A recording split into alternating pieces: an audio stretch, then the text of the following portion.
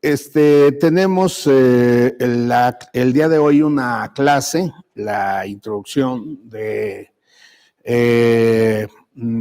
una serie de clases que vamos a estar revisando acerca de la pandemia.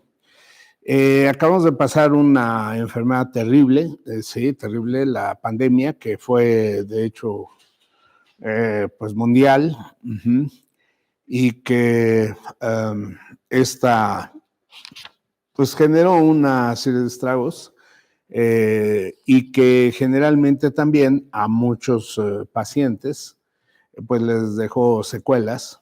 Entonces aquí podemos observar que ya este es un paciente con esta fibrosis pulmonar, o sea, cicatrices.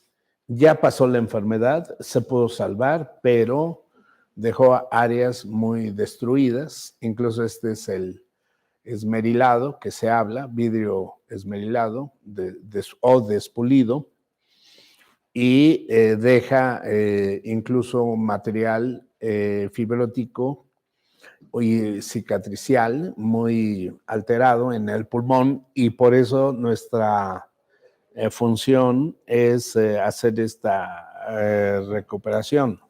Sí, de hecho, entonces podemos observar en el cuadro del canal de pulmón, canal de Sipuntus, de canal de pulmón. Aquí rápidamente tenemos que hacer una identificación de los puntos de acupuntura para el tratamiento de esta enfermedad pulmonar y las secuelas. Entonces, y tenemos que ir comprendiendo qué significa todo este cuadro. En primer lugar, el canal de pulmón, que se inicia con el punto número uno de pulmón, que se llama punto muy frontal de pulmón, que es un punto de acupuntura entonces muy importante porque es el que toma al nervio anterior o nervio vago, el parasimpático, para poder llegar de forma anterior al pulmón. Por eso el punto número uno tiene esta especialización de mover el sistema nervioso autónomo o sistema nervioso interno, y el que va a llegar al pulmón, que va a ser por eso sistema nervioso parasimpático con el 1 de pulmón. Eso quiere decir que entonces podemos agarrar al pulmón con el sistema nervioso autónomo simpático, ¿sí? Pero para llegar al simpático es por médula. Por lo tanto, yo puedo entrar al pulmón con el punto número 13 de vejiga. El 13 de vejiga es médula y es el nervio que va a llegar a estas áreas pulmonares, como lo vemos en la figura. Por lo tanto, hay que utilizar un punto de otro canal, que va a ser el de vejiga, para llegar al lado de la médula. Y aquí está, el 13 de vejiga, es el Fei Shu, que los chinos pues, lo descubren exactamente bien. Ya después la medicina moderna también lo descubre exactamente bien. Entonces el 13 de vejiga es el punto recomendable si es que queremos producir adrenalina, porque la adrenalina va a ser muy importante en el pulmón porque es el dilatador bronquial para mejorar la ventilación. De hecho, el punto de espalda es extremadamente maravilloso. Entonces, quiere decir que aquí estamos en la T3, torácica 3, es el punto de vejiga, 13 de vejiga, pulmonar. Llegamos, todos los puntos que salen del simpático son medulares, sale el nervio por la espalda, por eso hacemos el estímulo en el 13 de vejiga. Se llega al ganglio nervioso que se llama tronco simpático, tronco del simpático, sí, aquí dicen nervios simpáticos, y son adrenérgicos. La adrenalina en el pulmón produce dilatación. ¿Sí? ¿Por qué? Porque el pulmón es compuesto de tejido liso. ¿Y por qué de tejido liso? Porque embriológicamente el pulmón es un intestino, ¿sí? A ver, bueno, o parte de este tubo digestivo. Entonces hay una figura embrionaria fetal en la cual, por eso es la comprobación de que el pulmón tiene características diferentes a los demás órganos, porque es, para poderlo ventilar mejor se requiere de adrenalina, porque este genera la dilatación bronquial, incluso de los bronquios, bronquiolos. Eso permite que la entrada de aire sea más amplia. Por eso la adrenalina puede curar un asma cuando hay un broncoespasmo. Entonces se mete adrenalina y se dilatan los bronquios para que se haga la entrada del aire de forma muy más importante. Entonces miren, ¿de dónde nace el pulmón? De aquí, del intestino. Por lo tanto, las células que componen al pulmón, por eso son tubos. Quiere decir que las células que componen a la tráquea, a los bronquios, bronquiolos, hasta llegar al alveolo, son intestinales. Eso quiere decir que el componente de la vía respiratoria, de tráquea y bronquios, hasta llegar al alveolo, son músculo liso. Entonces, el músculo liso le pertenece al tubo digestivo y el músculo liso se contrae con acetilcolina. La acetilcolina entonces contrae el estómago, contrae a la vejiga para poder expulsar la orina, contrae al útero incluso, contrae la vesícula biliar, o sea, contrae músculo liso. Por eso en un asma hay un broncoespasmo o una contracción por excedente de acetilcolina. Generalmente la acetilcolina se activa y está de más cuando hay un alergeno, o sea, algo que genera alergia.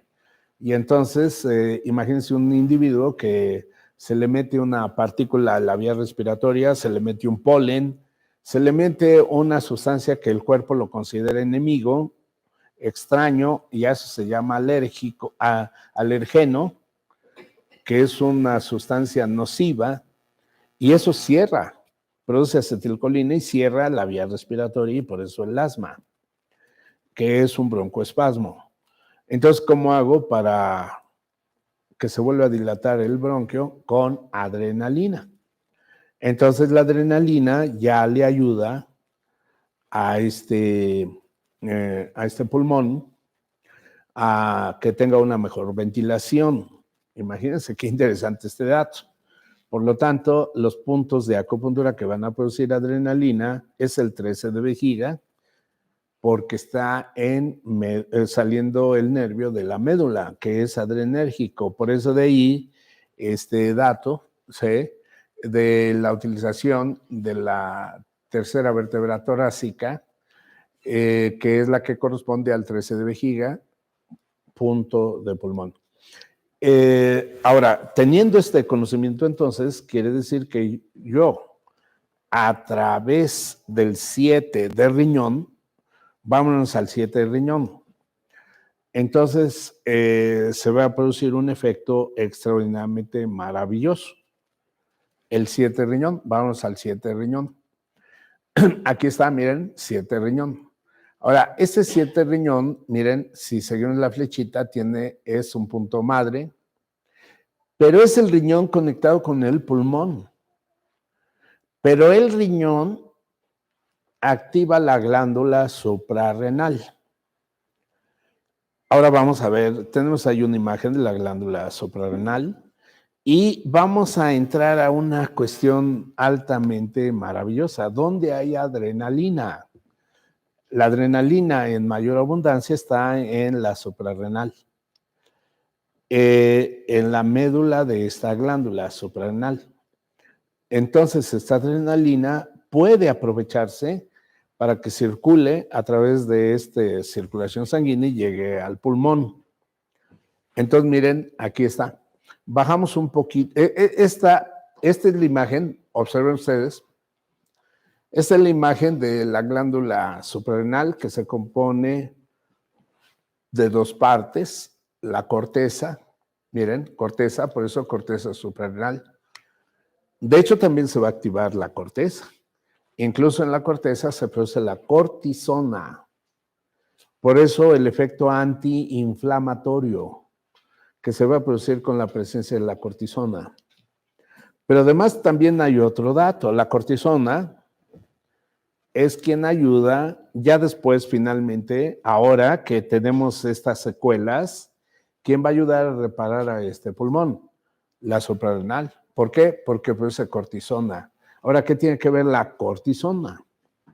La cortisona es un antiinflamatorio altamente poderoso y puede regenerar y hacer desarrollar la célula alveolar tipo 2 y mejorar por eso la absorción de oxígeno. Por eso ya tenemos al punto clave, al 7 de riñón, porque es un riñón que se conecta con pulmón en primer lugar. En segundo lugar, como llega a la área de la corteza de la suprarrenal, pues por eso de ahí que hay cortisona para poder ayudar a la regeneración del alveolo destruido y en este caso necesitamos alveolo tipo 2.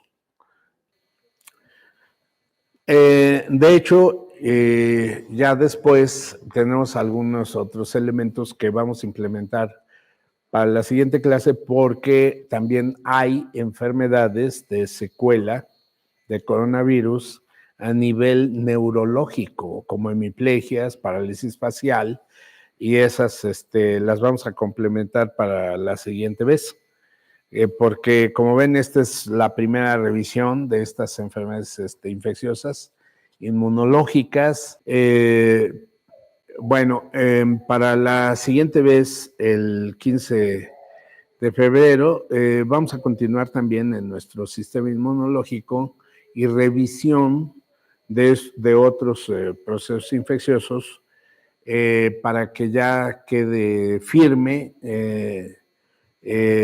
toda esta serie de alteraciones, porque como ven tenemos también no solamente la descripción de coronavirus, sino que tenemos aquí, miren, ¿qué es el dengue? Chagas, fiebres de chikungunya, tuberculosis. Todas estas las tenemos que revisar. Las nuevas variantes del MERS, que ya vimos que esta es la enfermedad del Medio Oriente en el COVID.